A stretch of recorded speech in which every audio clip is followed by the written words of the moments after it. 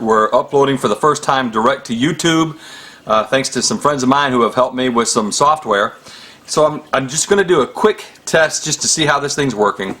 And I thought I'm not going to waste this opportunity just in case by some happenstance somebody's actually on my YouTube page. I did want to give a little bit of a message anyway. And so I thought I would go to Romans chapter 6. And as I was reading Romans chapter 6 this evening from my interlinear, and I've got about 10 of them here, but every one of them will agree with this concept, regarding the resurrection. In John chapter 11, Jesus Christ said, "I am the resurrection. He that lives and believes in me shall never die again. Believest thou this?" Jesus said, "I am the resurrection." Now, people everywhere today are still looking for a future coming of a future resurrection of the dead, where physical bodies are going to get out of physical graves and rise, and there's going to be this physical thing happening where the physical planet's going to end and physical bodies are going to be risen. No, no, no, and again no. That's not the situation.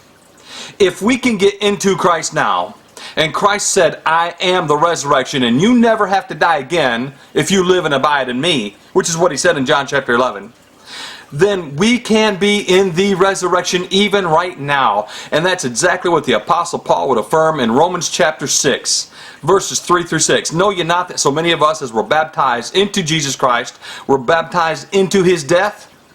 Therefore we are buried with him by baptism into death, that like as Christ was raised up from the dead by the glory of the Father, even so we also should walk in newness of life." You see, we bury that old dead body of sin, that which was dead to God.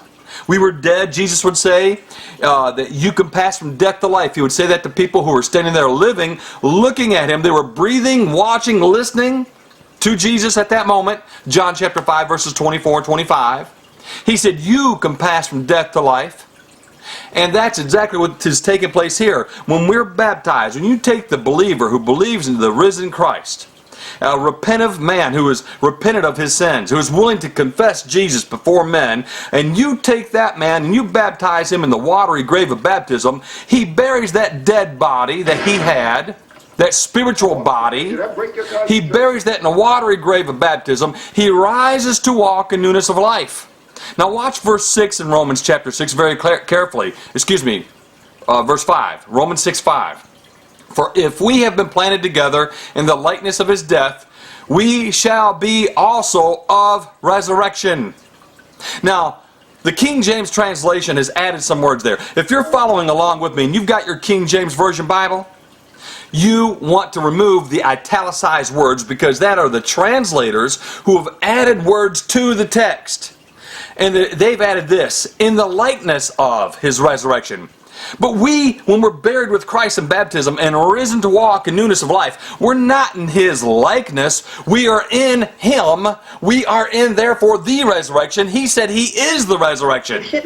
Friends, it's powerful. It's real. It's absolute. No honest man can deny it. If you want to be in resurrection life, and you can be in the resurrection even now, never having to die again, you must be born again of the water and of the Spirit. One more time from the King James Version, Romans 6:5. "For if we have been planted together," that's a reference to the baptism there, "in the likeness of his death, we shall be also of resurrection." Steve Baisden. This is just a little test. I wanted to test my new software, my equipment. Thank you for tuning in. We'll catch you later.